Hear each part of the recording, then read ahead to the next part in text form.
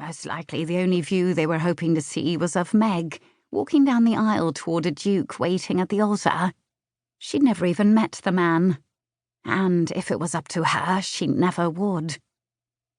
There would be no chapel in her future, and no man waiting for her.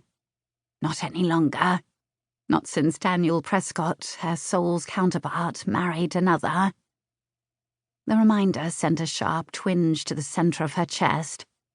She sighed, but more out of irritation at herself for allowing her thoughts to return to him again. After all, a broken heart wasn't something she cared to think about on holiday. Standing, she shook out her striped skirts, then stepped over to the water's edge with a crust of leftover bread in hand. She shredded it, tossing the crumbs to a pair of pink swans, and watched as they bent their graceful necks toward the lily-pad dappled surface. We should be on our way if we wish to make the next coaching in by nightfall. Their little detour had already cost them a half-day, and Meg was eager for this summer of exploring the continent to begin. This trip would be her final foray as a debutante. One last hurrah before she put herself firmly on the shelf. Because when she returned to Wiltshire and her brother's house, she planned to devote the rest of her life to becoming a lovable and perhaps even meddlesome aunt to Brandon and Ellie's children.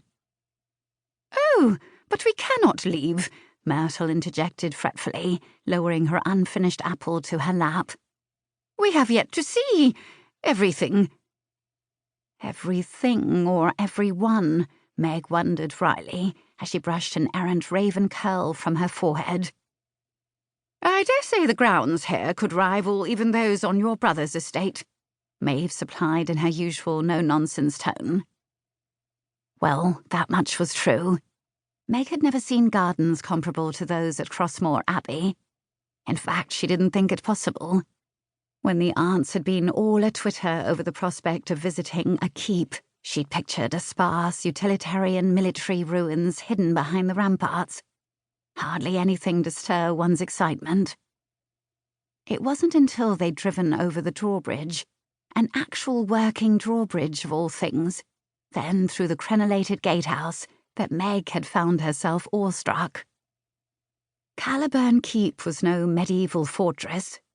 It was a palace of such splendor that it stole the breath from her lungs.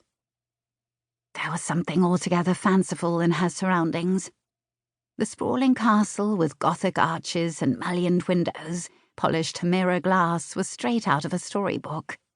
Set amidst a backdrop of ferns and tall sedges, lazy fronds of weeping willows that bent and swayed over the water, and flowers and trees blossoming in a myriad of vibrant colours, it was like entering a painting. "It is quite lovely here," she reluctantly admitted, watching the swans float around the bend toward a low waterfall flanked by clusters of golden-tipped bulrushes. "Then it's settled," Myrtle said with relief.